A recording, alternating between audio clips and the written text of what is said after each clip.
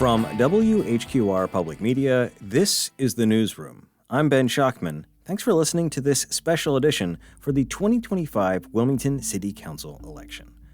This year, there are 3 open seats on council, and we have 8 candidates, including 6 challengers and 2 incumbents. We also have 3 candidates for mayor, including our incumbent mayor.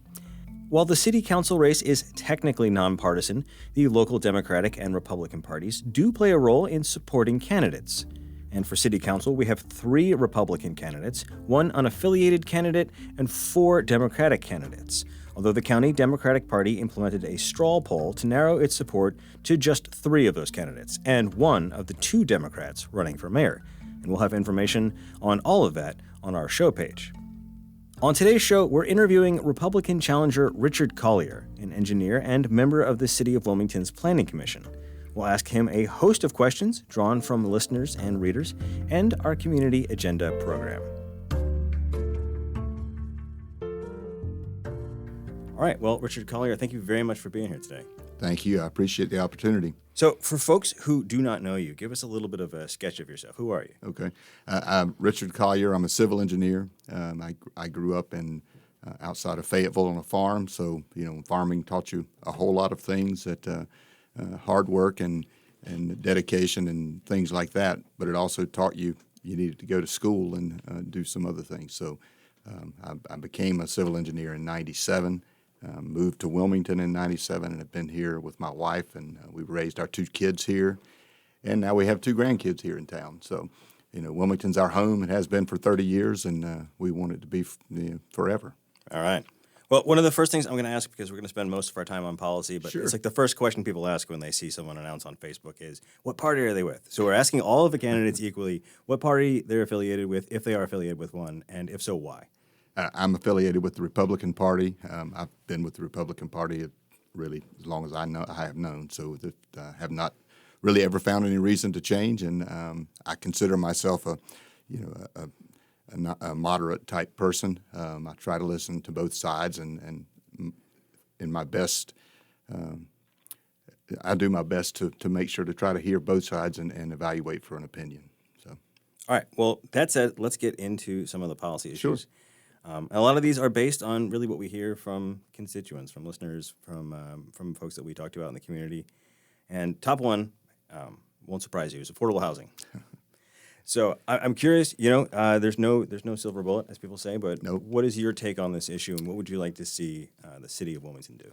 So you're right. Affordable housing is a huge issue right now in our community, and it's a huge issue nationwide. I've talked to several of the folks in different cities and different states, and listened in on podcasts and other things that are expressing that affordable housing is that missing middle almost of where we don't have things. There's always the misnomer of what is affordable housing and what is not. Whether it's what does that mean that it is Section 8 housing, or does it mean what does it really mean? I think most people look at it as it's an 80% AMI thing. So it's not.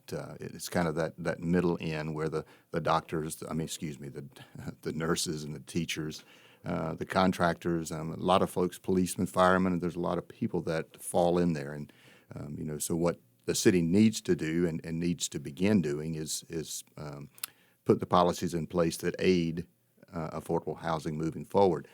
Does that mean bringing different regulations through the city code to adopt for affordable housing, to incentivize folks? Does it mean public-private partnerships so that there are other avenues for people to come in? There are people in town, developers in town, that their job is to build senior living type houses and build affordable housing as well. So we want to make sure that they are able to do that through the code, and that maybe it's an express permitting type of a thing, that they are able to get through the process a little bit quicker. Getting affordable housing in place means we need the supply, and that's what's missing, that supply piece. Everything since COVID, and probably really since the latter part of the teens, everything's been going up, and it housing alike. So to bring it into that middle ground, there has to be a process that allows for people to afford the housing and people to build it. Absolutely, yeah. The flip side of this for a lot of people is there's been a lot of pushback. I think this is sort of above and beyond partisanship. Just every time a new development comes up, you've seen the comments. You've been on the planning commission, so you know. Do you have a sense of how to manage that tightrope walk between needing more units and people's sort of frustration with what they perceive as overdevelopment? Yeah, it is a tightrope, and I think quality design certainly comes into play. As a civil engineer myself, I mean that's my trade, and that's what I've done for my career. Planning is essential. If we're going to go in an infill situation, or if we're going into a brand new build, quality design is what's going to aid everyone. Meaning you need to do the tree surveys that are required. We need to have a better look at how the buildings are placed and where they're placed, and work with the city arborist and a local arborist, someone that can give you the ages of the tree plus the health of the tree. Then there's the roadway network. We want things, whether it's new or higher density or has a lot of height to it or any of the other things, you want them close to services. We want them close to the roads that can move the cars quickly, and we want them to where they have the availability of going to the grocery store quickly or going down the street to the CVS or those type of things. So apartment communities, affordable housing type venues, you want them near public transit as much as you can as well to get folks around if they choose not to have a car to drive in, or if they're just not able. So, is there any place in the city you feel like the code or the zoning regulations could be changed to accommodate sensibly more like denser development, either that's vertical or just more units? In the code itself, I would support height. I think height is the one that reduces the footprint, which reduces impervious surface. It reduces the tree canopy loss. I mean, it really starts to help in a lot of ways. Understanding height is also a hot button, but for you to have that type of a development and add the height to get the density and the units that we're looking for, I think that's one of the major ways that we would be able to improve upon our code at this point. So one more question on housing, and that's sort of the bottom end of housing, and that's homelessness. The city's been struggling with this for a long time. A lot of cities are. Do you think Wilmington's on the right track? Are there things you'd want to do differently? Do you feel like this isn't really a city problem? I mean, how do you think about this issue? It's homelessness is a big issue. It's more prevalent downtown, I think. It does spread out from there. We've talked to many folks across the city, and there are homeless camps in various locations.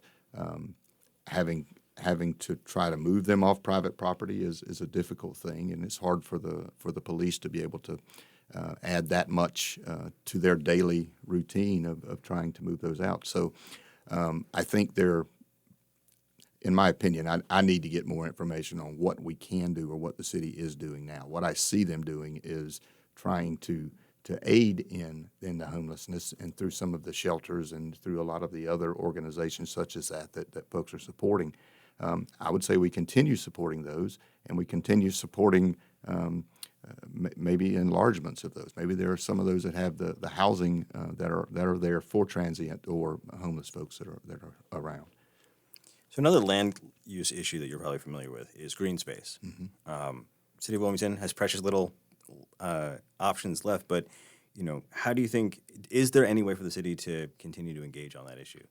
I think green space is one of the big things that we need to make sure that we preserve. We need to preserve the canopy. We've lost a tremendous amount of our tree canopy. And at this point, as the population grows and more development is coming in, it goes back to that being smart in development, doing a quality development. And I think if we're able to maintain the tree canopy, maybe there is some land that you can buy. Maybe there are ways with larger developments. Do you ask them to dedicate public lands for park systems and things like that? There's always a way to get to use green space and keep it manageable. But I think the big thing is how we are planning for it and how we plan for it in the future. So I want to shift gears here a little bit and talk about economic development. We hear a lot about this, that it is in some ways part of the affordable housing crisis. If people have better salaries, making more money, they can afford better housing. That's one way to slice that cake. But where do you stand on how the city should approach economic development? What should the city's role be? Well, there's a few things that I see the issues with them. The workforce housing shortage or affordable housing shortage, the infrastructure needs, that can be roads or utilities, uneven growth. There's places in the city that are very densely held, and then there's other places that it's just not. So you want to make sure the growth needs to be a little more spread out throughout the area. Infrastructure, we got to have access to the ready sites, the sites that are already there and ready to move forward on, rather than having to wait on a long permitting process. And then we've got poor transportation access. We need to update and modify our transportation access itself. Again, you mentioned employees that can't live where they work just due to the high housing cost. That the salaries are another piece of it. You want everyone to be able to make more money and live in other places. And hopefully we've got employers that are willing to do those things and make sure their folks can live near where they're working. I think that what we would do is incentive zones, use special economic zones to spur development, in those unserved areas. We also need key industries, so like supporting IT growth or supporting this AI growth. We know it's going to happen, so let's support and let's invest in that. There's also these others of biotech, aerospace. There's a lot of pieces and parts, but we also need to talk about the airport itself. How do we expand the airport to make sure that we are allowing folks to come in and out of our community easily? Those public-private partnerships, collaborating. You want to make sure that we have they're either working with a developer, maybe it's a nonprofit, but any of those can start helping some of the housing shortage issues. And we need that regional focus that combines Brunswick County and Pender County, and maybe some others as well, but predominantly the Tri-County area, and making sure that we're all moving in the same direction, so it's not just one piece doing and one is not. Workforce development. We need to strengthen the relationships with Cape Fear Community College and other community colleges to start getting folks in and out of the skilled labor jobs that they're having. I know we use Cape Fear Community College and others send folks on to other four-year universities, but GE has a wonderful program there that you go through, and when you come out, you're guaranteed a job at GE in a particular situation. They now have a surveying program that will allow folks to come work for my company now in the surveying industry too. So what would that look like in terms of strengthening the relationship with CFCC? Is that scholarships? Is that incentives for businesses to bring people on? How can the city sort of get in there and help improve things? I think it's both. I think there's scholarship opportunities, and that may come from the private sector. That may come from the firms that would be wanting the employees. But I think there could be some incentives to the community college to add programs or expand programs, and just continue to try to expand that base knowledge. So when folks are coming out of that school and their education, they have a job waiting for them. I suppose one of the questions I hear, and I hear this from conservatives and liberals, is there's sort of a soft power and a hard power version of this where there's been direct economic incentives. I think of the original PPD deal or Live Oak. And then there's more of a facilitating role where you're making the introductions, but you're not actually putting taxpayer money on the table. Right. How do you feel about that sort of spectrum of options?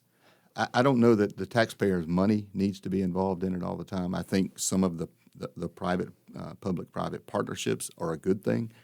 It may be the city has land in it, or it may have there may be money in it. But for the most part, I think that we should not dedicate purely taxpayer money for everything. I think there are private opportunities to help. So when we're talking about economic development, I think it's fair to say that Wilmington is not equally blessed with affluence. Do you think the city has a role in addressing economic and, to a certain extent, racial inequality, or is that a county issue? Is that a federal issue? How do you think about that? Because we hear that question all the time. I think the city has a role in it, yes, but the city and the county together, in effect, New Hanover County and the city of Wilmington are one place, short of a few magic lines on the ground. I think we all have a role in any equality, whatever that is, whether it be racial or diversity, any of those type things. Yes, we have a role in it, and I think that we should do our best to make sure that the policies, the city policies that are put out, that they're there to help with that diversity and that racial inequality. All right, I'm going to skip ahead to a question about public transportation because you mentioned that you would like to see our current public transportation upgraded. It's been an uneven, I think, history with WAVE. The county's actually sort of very much in the game now. That hasn't always been the case. Right. Where would you like to see WAVE go, like figuratively and literally? Yeah, you're right. It is an uneven balance. I think within the city limits, you can get, in most cases, there is a route very near a lot of the major throughways. The county is beginning to get some now and starting to expand into it. I like WAVE's micro ride, or I think it's micro ride is the name of it, where you can call and order a ride on. I've related it to Uber, and I know that's not exactly right, but it is a very similar type thing. I do think that expanding that program, pushing the routes out, we know with Gordon Road expanding the way it's expanding now, there's a tremendous amount of housing out off Gordon Road that, in my opinion, needs a route. I mean, that's my front lawn, places, so I agree. Yeah, there's various places that need some additional routes. It'd be really nice to be able to take WAVE from downtown to one of the beaches, and at this point, that's non-existent at this point. I moderated a forum recently where I asked the crowd. This is a crowd that didn't agree on a lot of things, but I asked them if they would take a bus to Riceville Beach, and every hand went up. Yep. So the other question I have about public transportation is that I've heard a lot of people suggest that there seems to be an opportunity for something like bedroom communities in Leland and Hampstead, or at the very least some kind of tri-county or multi-county agreement. Is that something you think Wilmington can, help facilitate? Yeah, I mean, I think that's that regional focus I talked about earlier in housing and planning and transportation, any of those pieces. I think we do need to have a regional focus. The WMPO is really good at that. They're predominantly roadway centric at this point, but at the same time, there are other options that are out there. We always need to expand not just streets, but we've got to be able to expand the Cross City Trail, which we are working on right now. There's many options out there that's not just taking a car, not just taking a bus. Maybe there's some multimodal type things that come up. Maybe rail comes back into the equation. There are a lot of factors, and it will take a little bit of time to work through them all. But I do think it's a regional focus. One thing I will note about public transportation is that we've had some talented people at WAVE. We've had some kind of bold initiatives, but funding has always been a problem. Is this a place where Wilmington just needs to suck it up and put cash on the barrelhead, or is there another way to help fund expansion? I am certain Wilmington puts quite a bit of money into the WAVE transit, and I know they and the county to some degree as well. So I would say that I would advocate us certainly continuing what we're doing, and once the information is put in front of me of what an increase would be and what it could do and what plan WAVE has to use it for, then certainly I would be in favor of listening to that and making a decision. So the last policy issue I want to ask you about is public safety. Mm-hmm. The Wilmington Police Department is soon to have, as we're recording this, soon to have a new police chief. Right. I mean, from your point of view, how do you think WPD's been doing? Are there things you'd like to see it do differently? How do you feel about public safety in Wilmington? I think public safety in Wilmington is another one of those very hot topics. And it depends on where you live. Whether you feel completely safe or not is the way I hear it when I talk to folks about it. I have heard many people say I feel uneasy going into downtown or coming into downtown in the evenings. You and I both work downtown every day. So to the way we see it, I don't feel uneasy in the downtown market. I see the horseback patrol that's here. I see the bicyclists that are here. Now they have some e-bikes as well. I mean, I see all those things. I understand a lot of that issue. I think there's a lot of pieces that the city is doing really, really well, and the police department, to me, should get all the respect. Hopefully, when we get a new chief in, the new chief, as I think Evangelist is probably doing right now, is just starting to rebuild that culture and rebuild that inert we like the police department and where the police like to be on the police department. But there's other pieces and parts in that too that we need to make sure that we're covering. I think there's some educational aspects. There's some youth programs that may be able to be expanded upon. And granted, youth programs aren't going to solve the world, but we have to start at some point where everyone trusts the police, and it's not always a situation where you have no faith in them at all. Overall, do I think it's safe in our town? Yes, I do.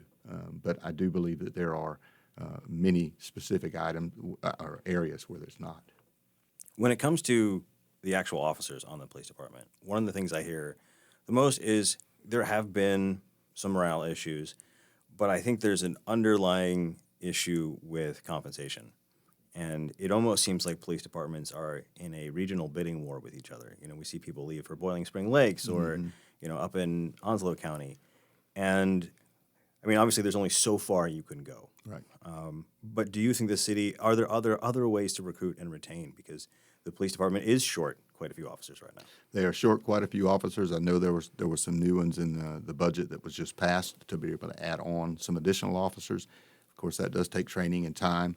And then there will be promotions within. I think a lot of the retention side of it comes back to the culture of the police department and really wanting to be there, really wanting to work for the city.